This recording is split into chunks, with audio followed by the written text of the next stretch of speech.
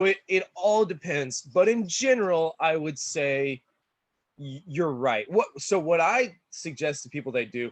So when we take people to do ayahuasca with my company Ethnoco, we go to a native village, we walk into the village, and we go look for the shaman. It is not a, now there is like a hut and stuff where we can do ayahuasca that is sort of built for that, but it is not set up as a gringo retreat center. A lot of times people, and I get it. They're booking this tour and they want to do ayahuasca on Tuesday, the 17th at 7:15, and it's like, it doesn't work. It does not work like that with this more authentic, like we're going to a native community and doing it with them. You sort of have to just like hang out for a couple days and the shaman will tell you when he's ready.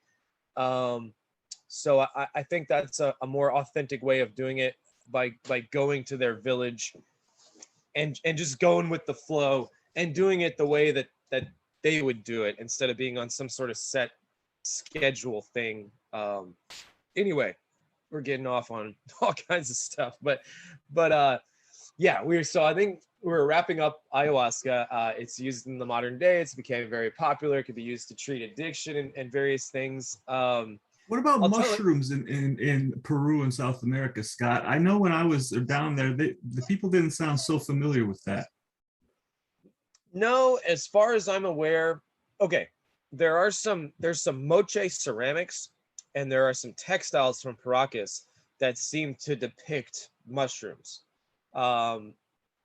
It's very interesting, but it's sort of, the moche ones really, really look like mushrooms. The Paracas ones, it's like, yeah, it might be a mushroom, could be something else. But there is not much evidence of, there's actually a great paper. I think it's called like Psychedelic Mushrooms of Peru or something like that, if you Google it. But the evidence is pretty scarce. I was in Tarapoto in 2014, and we would pick mushrooms every day, basically. We did mushrooms for 40 days and 40 nights. Jiminy crickets, that's a trip and a half.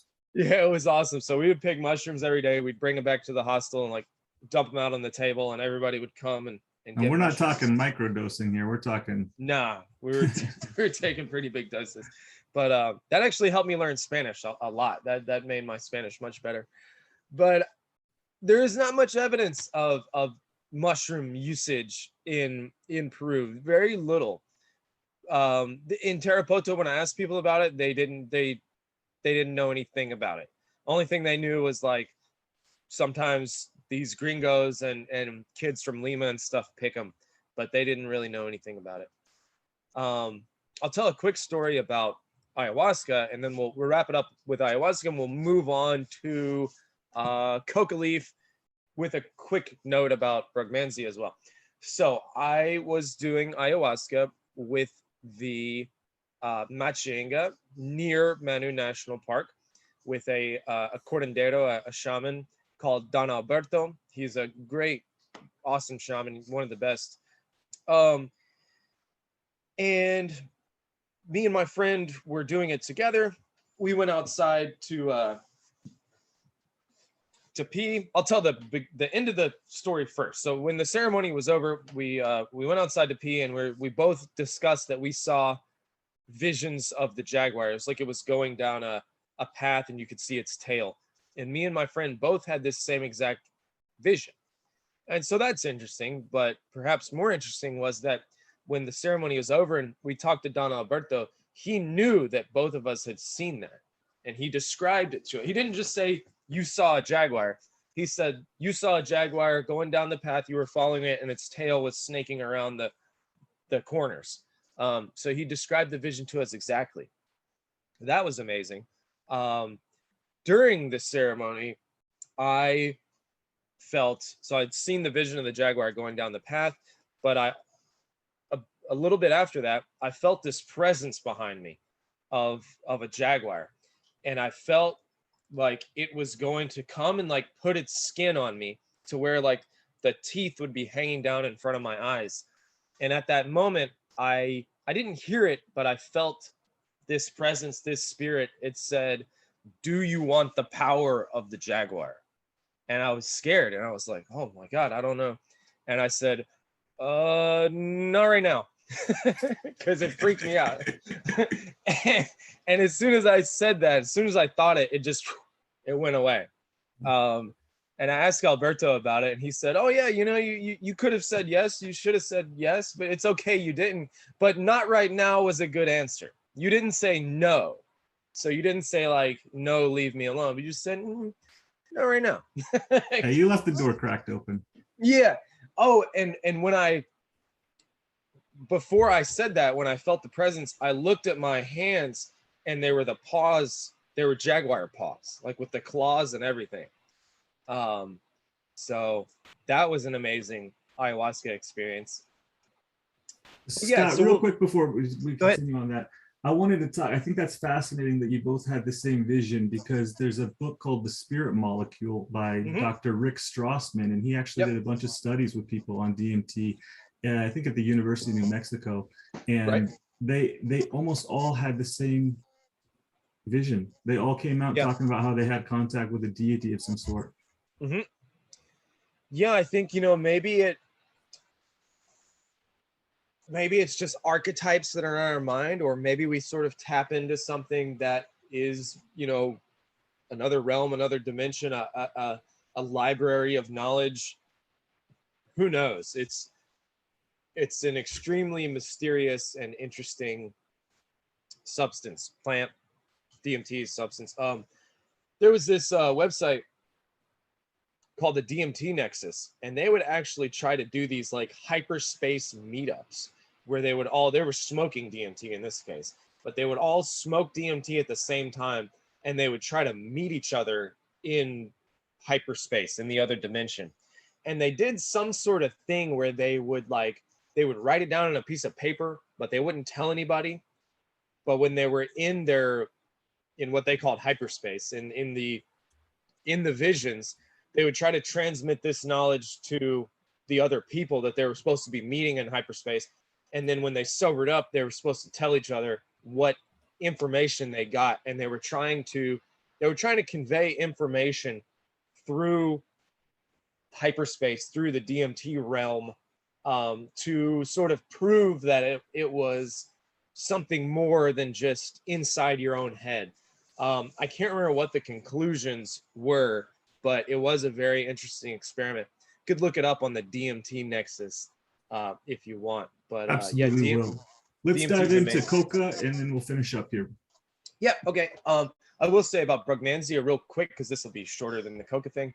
Brugmansia, white, red, pink, yellow hanging flowers, contains scopolamine. Scopolamine is used as an anti-nausea drug, but it can be very, very dangerous in high doses. It's sort of a deliriant. It creates hallucinations. It can create hallucinations that are indistinguishable from normal reality.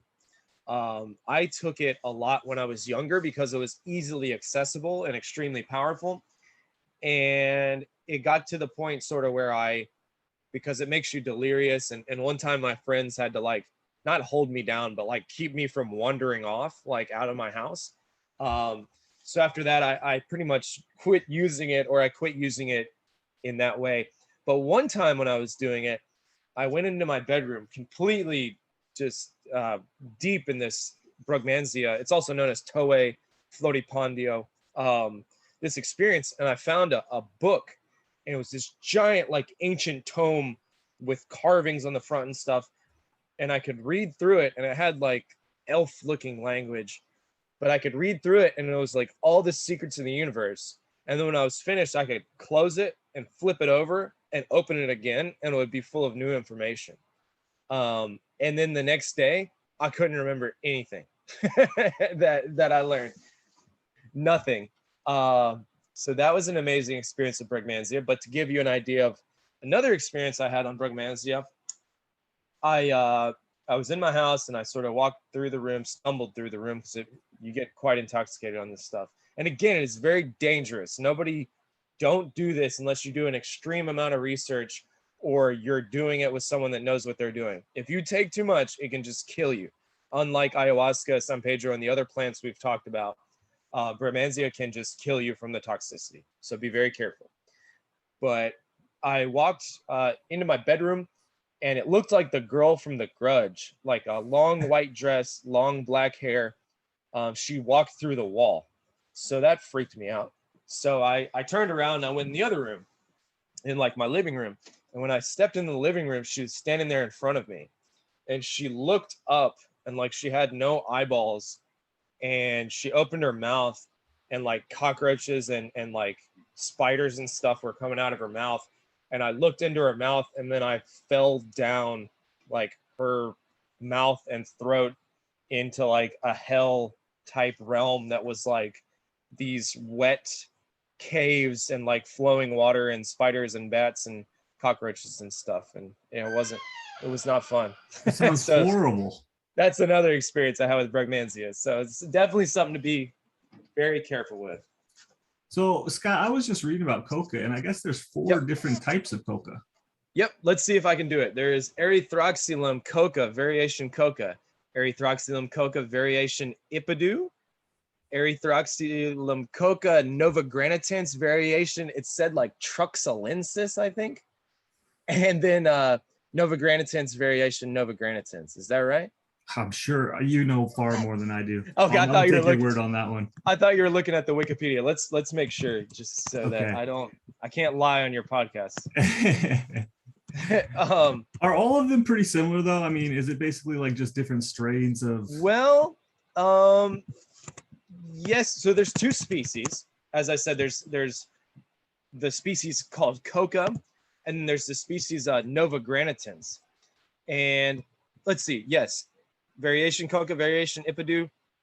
Yep, I got it.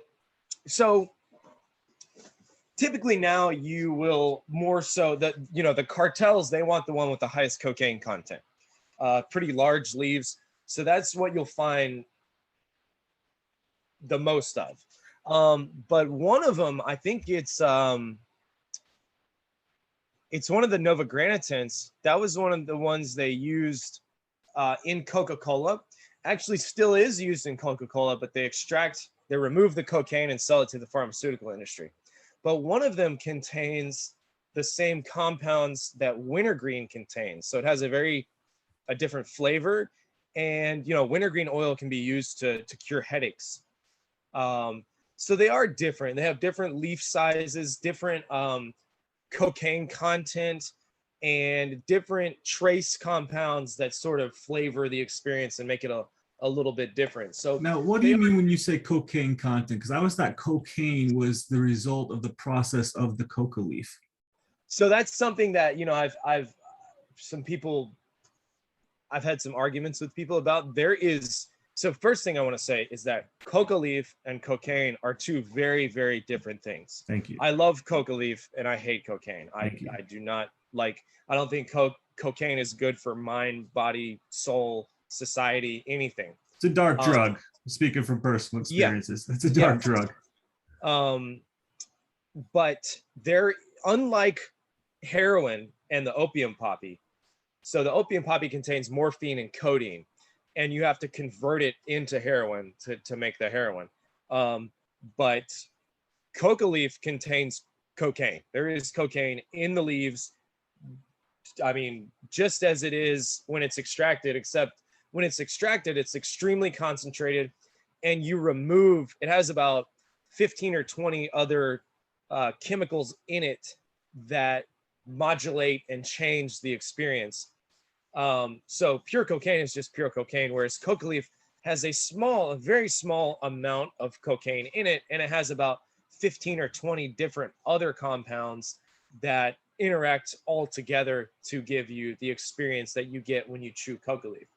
Also, chewing it releases it slowly into your bloodstream, but it does in fact contain cocaine in the leaf. Thank you so much for that clarification. Yeah, you don't have to sort of convert it. It's not like some precursor to cocaine.